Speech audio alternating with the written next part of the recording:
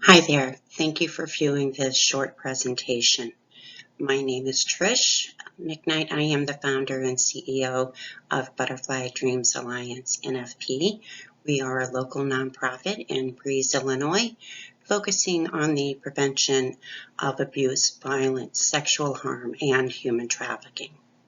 Before I get started in the presentation, I'd like to address a few things that I was writing out this morning that kind of flow into this and why we need this community involvement in order to reduce these risks of the various types of harm which can lead to human trafficking situations. So as an advocate who also has a survivor's perspective, I try to focus on what would have helped during my time and who had the opportunity to intervene. Today we can look at one such high-profile case, which is that of Cyntoia Brown. This is definitely another case of another worst case scenario of a child who was never provided the assistance they needed, therefore ending in her killing someone who had purchased her for that evening and ending up in prison for a long length of time before she could gain her freedom. We want to continue to change the severe effects, but yet we can't seem to engage or change the history of the learned tolerance and silence within our closest circles.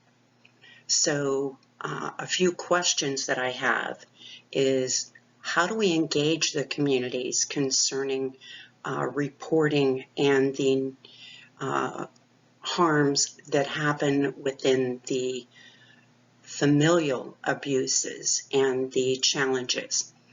These lead to an increased risk of being trafficked and even adapting survival sex habits and oftentimes continuing abusive relationships.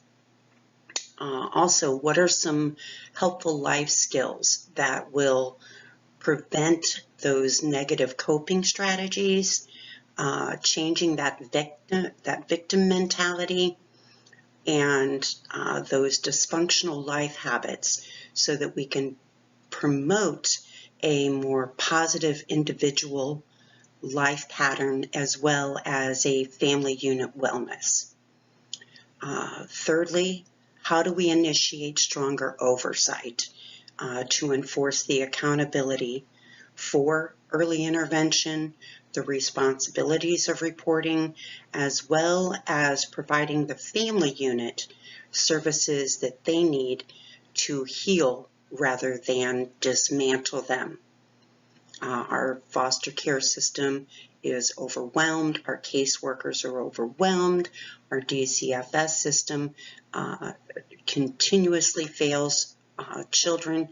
So if we can engage law enforcement, healthcare, social workers, educators to all get involved in this together, we can definitely change the history that has existed. First of all, we are asking victims to trust coming forward to get help. However, we cannot guarantee that, first of all, someone will help them, and second of all, is it going to make matters worse if they say something? We want them to trust talking about their traumas so that they can recover and move forward from them. However, we are telling them, even at 16 years old, that they don't have a choice in whether or not charges are filed against their parent or family member and their families ripped apart. This prevents them from coming forward. In order to remove that barrier, there are some steps we can take which I will discuss later, but typically by the time they are actively seeking help, they're already adults, and they are away from the direct harm. It takes years for someone to speak about familial related trafficking situations that begin as abusive and dominant harms and perhaps sexual traumas that lead to the most dire of situations, which is families using their children as commodities for shelter, for drug addictions, to keep a family unit together, or simply because one or both parents suffer their own traumas and dysfunctions. We can definitely reduce the barrier by fully explaining what happens when they report. What happens to their family, what happens to their siblings, where are they going to end up, and can we guarantee the best efforts to protect them, that we're going to help their siblings and their family unit heal. The more clearly they understand, the greater confidence we can give them, the higher probability they will seek assistance early. Overall, we have a 1 in 3 probability of our kids being sexually abused. This means we confirm 1 in 9. However, more commonly than not, the Congressional Public Statement of 2012 states specifically for every 1 report of sexual harm that is reported, at least 6 others are not. This leaves our risk factor of 1 in 3 children. Male to female ratio differs very little, by a few minor percentage points, at least until around age 15. So we want to help them believe in our system and that we will protect them and help them. Overall, creating early awareness, engaging action, requiring periodic unscheduled visits for those families already involved through the DCFS and Children's Protective Services. Ensuring that life skills and parental support are provided to help anyone suffering from previous traumas or addiction that may lead to harmful or distressing situations. These are just a few important steps that we can take to prevent exploitation and trafficking, especially of our kids. Teens today are being taught the word consent and what that means. They are also learning more about child abuse, sexual harm, and dating violence. They are being taught the legal, the moral, the emotional ramifications of these acts. For most, they do not comprehend what's happening to them until someone addresses the topic with them. We're giving them the knowledge that these things are wrong and that they are indeed against the law. But we are just beginning to teach teenagers, especially older teens, their personal responsibility and the need for using safe practices to prevent these tragedies from happening to them or someone in their close circle. Often we tend to address the issues even in high schools, where our hormonal teens are all interacting with each other and developing new relationships. We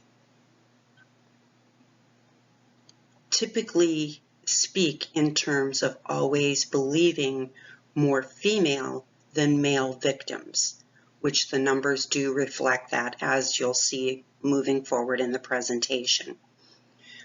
Unfortunately, this also reflects in an estimated 2% of false reports. 2% may not seem like much, but 2% of 1.5 million becomes a greater number to be concerned about. This leads to the unnecessary destruction of innocent lives. It is important that we teach our daughters that they have as much personal responsibility in their actions and behaviors as our sons do in respecting the females. To reduce the probability of unwanted sexual interactions, we need to help them learn to adapt equality, safety, and respect for themselves in all relationships, as well as respecting their bodies and the bodies of others. We also need to ensure that we are doing thorough investigations before pushing forward with aggressive prosecutions. Again, reviewing all case details to ensure that from the first report to the end result, every person is accountable for their decisions and their follow-up in the case and how they are moving forward in handling these cases. Continuing with this little piece of information, I want to share that, you know, our children most definitely need our educators. Our educators need to become more confident in engaging with their students and asking students about their well-being. If the pandemic of 2020 has taught us anything, removing kids out of the classroom and out of those school interactions prevents them from connecting with others socially, but also in having outside eyes on their emotional and physical well-being. So we have developed and we provide an Educating the Educators presentation. When we presented this at O'Fallon Township High School, myself and Tracy Carney, who holds an MA in education and is part of SIUE faculty for learning and teaching, also a board member of Butterfly Dreams Alliance, she and I were stunned when one educator that was in attendance made the following statement. Administrations are guiding teachers not to ask questions because of the liability involved, and teachers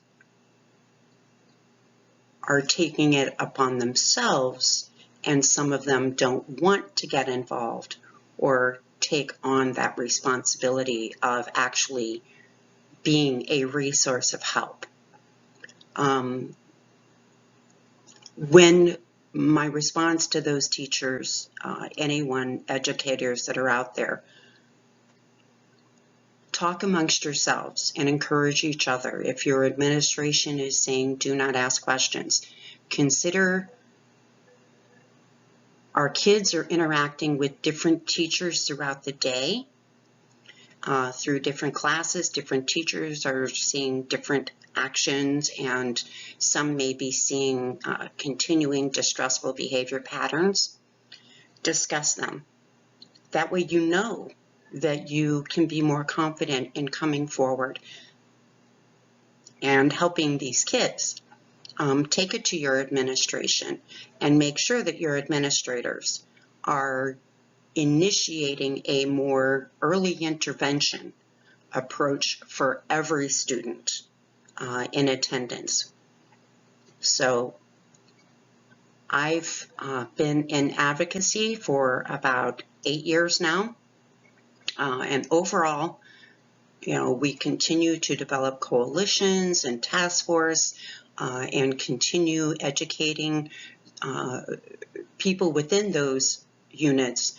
However, If we are not getting high-ranking leaders to publicly address the importance of each community to focus on education as well as ensure accountability for DCFS workers, law enforcement, educators, healthcare workers, leaders working to change the history of tolerance that has become our normal pattern. Honestly, we won't have much success in reducing the probability of these types of offenses until we change that norm.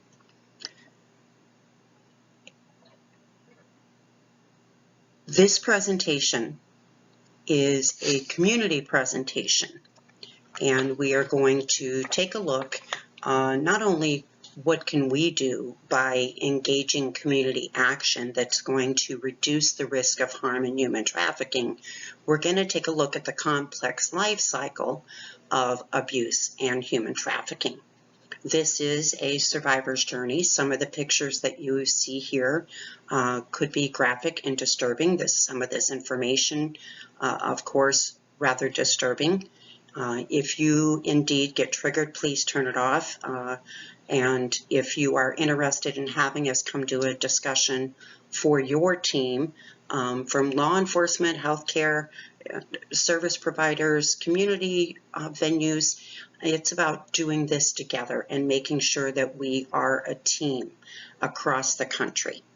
I am a regional ambassador for the National Association of Adult Survivors of Child Abuse, as well as Certified Human Trafficking 101 trainer, mental health first aid. I focus on family violence and abusive behaviors, and of course, child trafficking and survival sex habits, continuing repeated abusers, and that victim mentality. So I do want to note that in our disclosure, Butterfly Dreams Alliance NFP, we do not promote any one specific service or recovery option, because not every survivor or victim is impacted the same way. We're all humans, we're all different, so each thing could be different. And we need all service providers working in a rebuilding process to make sure that we are giving survivors the best opportunity to live independently. Moving forward, so for me, there was a trained silence that I learned very early on. Honestly, the destruction of what was being created against me as a child did not matter, not to anyone, or at least that was my perception of things. At 5 years old was the first violent molestation from my stepfather. At 9 was the first attempted rape. This is also the time that my mother began initiating that I was the primary family caregiver, housekeeper, cook, as young women were taught back then. At 11 was the first time that my stepfather arranged a party with boys from the neighborhood, including alcohol, marijuana, instructions on what to wear, what to allow boys to do, those kinds of things. It was a party held at my house, and it was all arranged by him. And of course, wanting to know all the dirty details when he came home that evening so that he could get that thrill. This is also when, at the age when the public exploitation began, he would take me to bars and tell me how to walk up to the jukebox, how to dance in front of the jukebox, how to lure men in so that they would buy drinks. So the value of my person became the price of a glass of draft beer, which was about 50 cents. This is also when my mother initiated the little brass bell. she actually purchased my stepfather a little brass bell, and he would ring this bell, and out of the entire family of 5, regardless of who was home or who was sitting right in front of him, if he needed a glass of tea or needed his blood pressure checked or whatever it was he needed, she purchased him this little brass bell. And I was trained from the age of 11 to respond to that little brass bell. By the time I was 12, there had been, this actually began from 12 to 15 years of age. There were multiple violent rapes. These took my voice. There were threats with weapons to ensure that I didn't take that information of what was happening inside our home outside to other people. At 13, these are when the physical signs started showing that were not covered up in school, that, you know, the severe neglect, the pictures you'll see, the severe neglect that took over, the forced enslavement behaviors, more trafficking situations where adult men and boys were invited to the home, more exploitation within our small community. At 17, is when I finally got away from the house, and that was falling into that hero complex that this particular person I had started dating, this adult man, some 7 years older than me, would be my rescue. And this is the only life pattern that I knew, was to fall onto someone to take care of me, but that hero complex leads us to repetitive abusive relationships. So some key things about my particular situation and the situation that still exists, whether you are in urban communities or if you live in rural communities, these things are happening every single day. I lived in the center of town. It was a small rural town, but still we lived in the center. We moved 5 times in 6 years within the same small town. I attended the same school system every day for 6 consecutive years during the worst of the abuse and trafficking and neglect. There were special parties held with boys from school, area men from the coal mine. Some of them had kids that I was babysitting, but yet they would attend these parties. These parties were alcohol and marijuana and cocaine, the use of pornography, the enticement of a child, and for a couple of extra bucks, they could slip to my stepfather and be able to either get some one-on-one time with me or take me outside to the camper on the back of his pickup truck. Also during this time was my skin covered with infected sores all over my legs, my arms. My front teeth were all broken, decayed, still major dental problems. I was failing all my classes. I attended schools not only with bruises, but deep strap marks from a stripped leather belt that he had used to beat me repeatedly for any little mishap that occurred.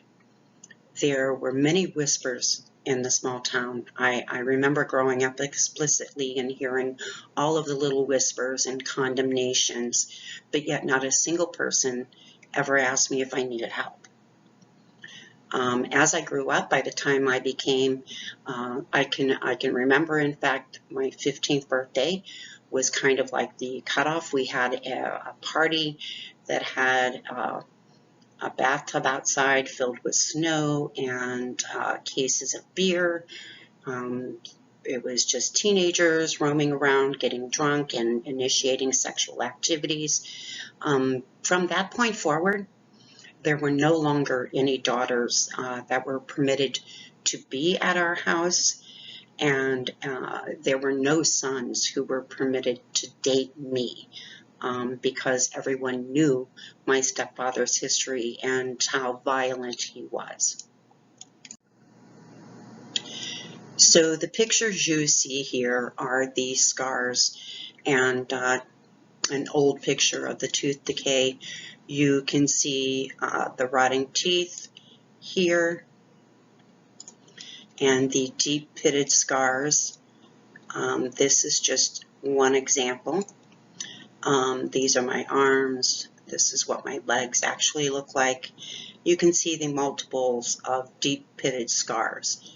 I still look like this today, but when I was going to school, these were all infected sores that my anxiety would cause me to sit and dig at night, so they were all open wounds and, yes, very disgusting. Plus the filth from not bathing as a choice to protect myself, which of course did not work.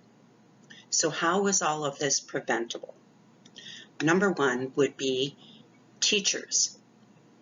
My attending the same school every single day, progressively getting worse.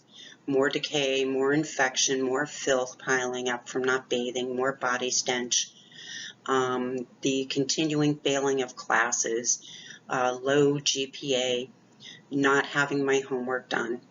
This should have initiated conversation. These are primary warning signs of distress happening with kids. So teachers should have absolutely questioned and reported rather than avoided. Classmates could have helped instead of shamed. We want to educate our teens so that they're talking to each other, that they're speaking up for themselves, they're speaking up for their friends, they're bringing it to someone's attention. We don't want to leave another child growing up by themselves trying to cope with these horrific situations. What about the close family circle of friends? We constantly had people in and out of our house. Coal miners that would come to visit, that knew both my parents, that they had gone out for drinks with us when I was used publicly to lure in people to buy both my parents' drinks. All of these people had an opportunity to question rather than dismiss. What about the bars where I was at? They could have reported rather than continue repeatedly throughout the years from age 11 or 12, continually just intoxicate me and serve me. I'm talking double vodka and orange juice or whiskey and 7-Up. Sitting in a bar at 13 drinking whiskey and 7-Up with your parents is not something that we would expect a bunch of people to accept. At 12 was the first and only time that I was taken to a dentist for an infected tooth. But by this time, the teeth had already been decayed and broken off. Dentist did not say a word, pulled the tooth, sent me on my way. Dermatologist.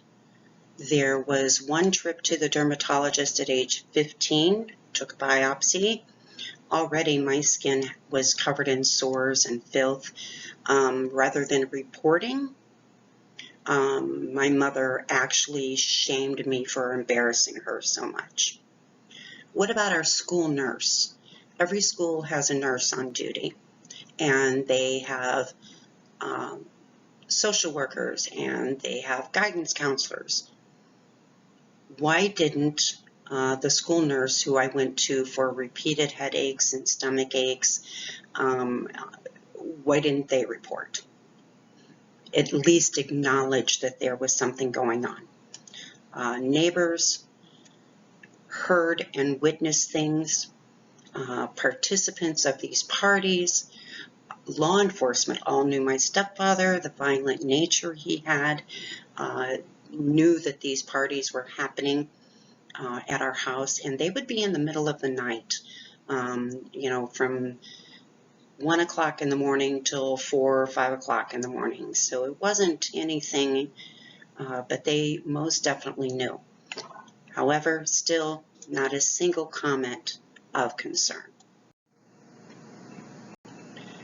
This creates that trained victim. And that trained victim, number one, as I grew up, I couldn't recognize dangerous people.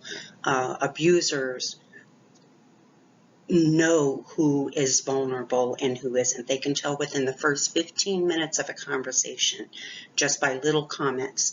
Your hair would look better this way. Oh, go play that song instead of this song. Why don't you try this drink instead of that drink? A person's willingness to accept and feel that they have a duty to respond as that handsome or beautiful abuser wants us to. The more vulnerable, they can pick up on that very quickly. I also continued that pattern of accepted dominance, as victim mentality trains us to do. There were 30 some years of terror and weapons and broken bones, drowning and being hogtied and held captive in my own home, repeated head traumas that have caused an end result of some neurological issues, and my ability to work productively today.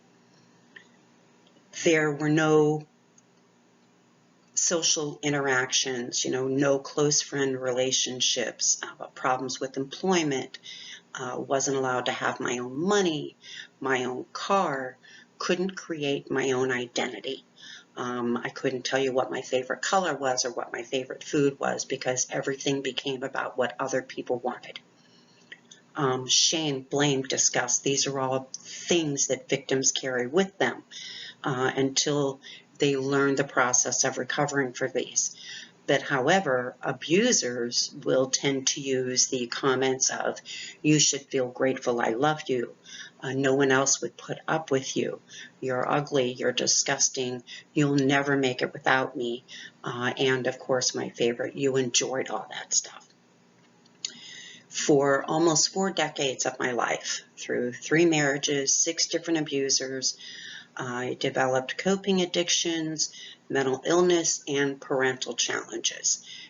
This became the life cycle for not just myself, but for my children as well. So again, survivors, victims caught in this will develop alcohol, marijuana, speed, opiates, Xanax, whatever kind of addictions they can use to get through the day. Mental illness can include depression, anxiety, multiple attempted suicides, and some of those unfortunately become successful.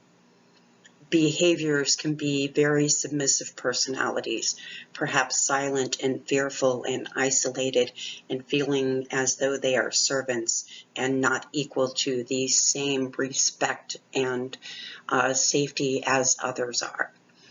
Or they can become very aggressive and angry and take what abuse was done to them and focus those emotions and reactions onto others, including children or future relationships. These are survival traits that we end up developing and passing forward. As I stated, I had children in all of this. 3 children lived through much of the terror and the violence with me. They were constantly fearful. Their father had a pattern of hitting on them. Their stepfather beat their mom. My son developed a protector personality. He would put my daughters, when the fights started, he would put my daughters in a closet and stand outside of it. My daughters developed a submissive personality, which, unfortunately they are still working to change. They witnessed inappropriate sexual acts, and they, at a young age, unfortunately endured some sexual harm. They learned negative coping. They like me, because they lived much of this until my son was 13 years of age, my youngest 5, or 8 rather. They had developed already an early sense of not being able to recognize when someone was harming them. So even though I got them away at an early age, it was still difficult because at that time in the 90s, we still weren't talking about the effects of trauma and how to recover from trauma. The cycle, the submissive nature, the depression, the anxiety, the tolerance of maltreatment has been the norm for many generations, for many families out there, and it is intervening early through our schools and our other professional networks and responders and changing the attitude for our kids. We can increase the perception and the life skills of initiating equality and safety and wellness and healthiness and happiness in our relationships and in our family developments. These are some old stats. The reports aren't made the same way any longer. But just to review, the 2015 DCFS indicated child maltreatment reports were a total of 110,000 then. Sexual abuse reported was 8,900. By the time they did investigations, it ended up being only 2,800. Now, if we multiply that times 6 of those never reported cases, that brings us up to some almost 17,000. We cannot forget and must always figure in that calculation of that congressional statement of for every one report that is made, at least 6 others are not.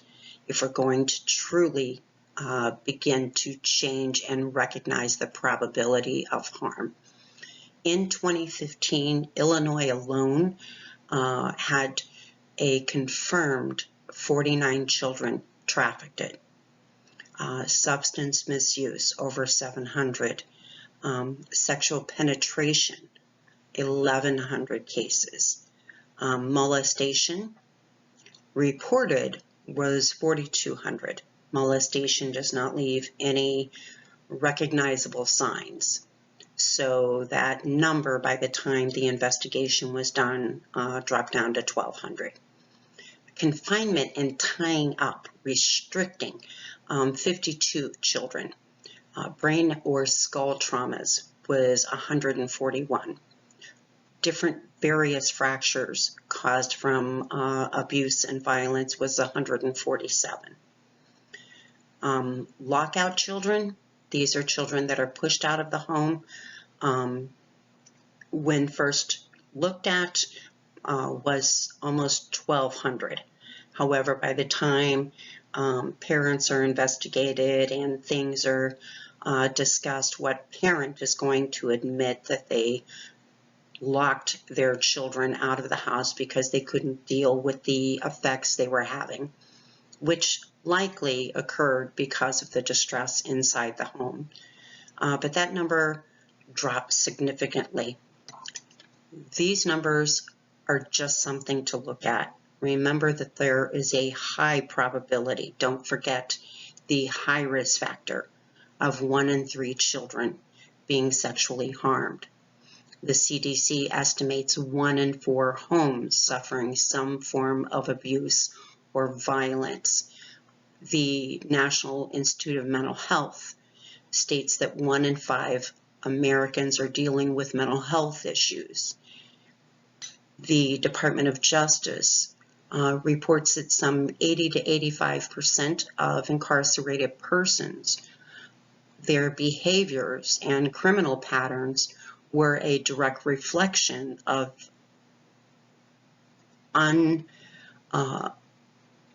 unresolved traumas. The National Alliance of Drug Addictions actually reports that some 80 to 85% of drug addictions are directly related to unresolved trauma coping strategies. These are just some of the numbers, and we will never have the exact numbers, but the adult survivors of human trafficking that come forward have already presented some 80% of them first admit being sexualized as children, and then having a family member or being sexualized to remove the intimacy of sexual behaviors and use it for other purposes.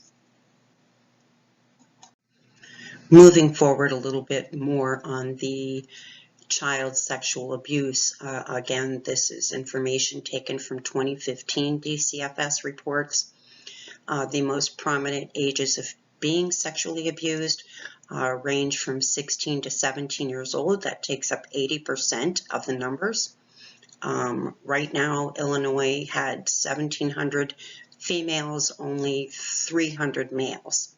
Relationship to victims. This is where we get the confirmation of the high risk of an outside offender or a probable family offender. When you look at the numbers, parents, 277 offenders. Paramour, 260 offenders. Siblings, 261 offenders. Step-parent, 162 offenders. Aunt or uncle, 195 offenders. Grandparents, 121 offenders. Adoptive parent only became 7. Babysitters, 86. As far as other, that's coaches, that's teachers, that's strangers. Other combines 482 cases. So we have a dominance of family offenders at 1,300 over just some 500 and some outside family members. So although victims and survivors definitely want your help, they are definitely feeling a lot of shame, and they're going to feel your judgment. They're going to fear what you will say to them. So they are going to probably not report. How do you begin to vocalize such acts? If no one is discussing these issues on a daily basis, if we don't have signs posted in schools that kids come first, if we do not initiate social workers and educators to be proactive instead of only reactive to these situations. Victims, young victims will also, their biggest fear is DCFS or law enforcement involvement, because their abuser is using that to say, guess what, if you report, caseworkers are going to take you away, you're never going to see your family again, law enforcement will lock up so-and-so and your family's going to fall apart, we can't survive, so you've just got to keep enduring this. Abusers and traffickers will use all types of control methods, from social media pictures and videos. They will make threats against the victims themselves or family members. Even victims can fear their traffickers' abandonment, because how will they be able to survive in the world without them? They don't trust society as a whole. They don't trust people. They don't have the language, or maybe don't even have the cognitive ability. As well, they minimize what's happening because that's how they've had to survive. Their biggest concerns when they begin to think about reporting is what will happen, where will I go, and how will I survive in the aftermath. They're worried about housing. They're worried about employment, they're worried about education, they're worried about help with their kids, and many of them likely suffer some form of emotional illness or addiction behaviors, which causes an even bigger barrier. So The best we can offer is, one, to engage law enforcement. Make sure that every law enforcement community, from rural to urban, has even the basic trainings to respond during traffic stops or when they get a domestic violence call, to understand what that victim survivor mentality is, combined with fear and trauma and threats. Maybe they are angry, maybe they are irrationally emotional, but you have no idea how dark it may have gotten or exactly what they may have gone through, how long it's been happening, or what tactics have been used against them.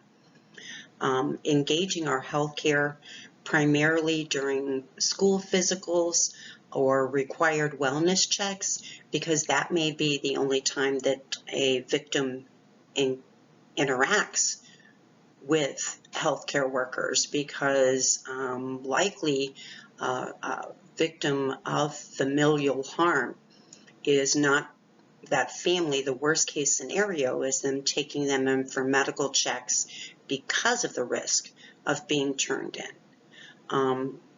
Making sure that we are teaming substance use prevention along with mental health services and family care units, family support units. Keeping communities engaged through different awareness activities. I know we have many phenomenal providers right here that help in the Clinton, Washington, Marion, Effingham counties, and many more, St. Clair.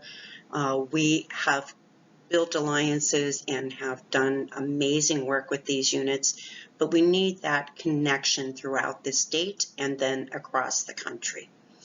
Making sure that we're using social media to reach more rural residents so that they will come forward and that they will be empowered to seek help and recovery processes for themselves. Initiating conversations. This is difficult because we're not used to that. We've all been taught, not to discuss these very dark, unfavorable topics. It amazes me. I love rural communities, smaller areas, because neighbors watch out for each other. If you need your driveway cleared, if you need someone to do your grocery shopping, if you need food brought over for a loss or a grieving time, it's all available and everybody jumps in. However, if there is a probability of abuse or violence within that home, chances are people are going to scatter rather than come forward and start asking the right questions and start finding out what kind of help can be provided. So empower them, encourage them, and engage them. As I finish up this little community presentation, I want you to understand your concern absolutely matters. Your awareness matters. Providing resources or calling a hotline number yourself matters. Your courage to help them be safe matters. As you think about my history, which I was just very explicit about, and even our modern cases, what if just one person would have not only intervened, but also was held accountable for those choices and to ensure that help was provided appropriately. So one person really can make a difference. Because when you engage, when you respond, how you respond, the trust that you give to that survivor, that person who's being harmed, could be a beginning of an entire new way of life for them. Their biggest fear is stepping out of that norm. But stepping out of that norm will not only save their lives, it will save the lives of their children, of any future generations. It will break the cycle of that particular person's tolerance and acceptance of what can be the most terrifying times of a person's existence. So I believe that most definitely anything is possible so long as we stay in the active equation. Again, I'm Trish McKnight, author of My Justice and CEO founder of Butterfly Dreams Alliance. You can review our website at www.butterflydreamsalliance.org. There is a resources and more tab, which has national hotline numbers, but also some local South Central Illinois resources available for you. I hope that you've enjoyed this little presentation and will consider the next time you look at your neighbor's children, your children's children, the family experience, and what we can do to change our society as we work now more than ever before to ensure that there is equality regardless of age, gender, race, regardless of any geographical or economical demographic. And also that safety, equal protection under the law, as guaranteed in our Constitution, a freedom from harm, freedom from the fear of harm, as guaranteed in the United Nations Declaration of Human Rights. Thank you for watching. Please contact us through any social media platform or email direct to trish@butterflydreamsalliance.org. Thank you, and we hope you will pass this information forward.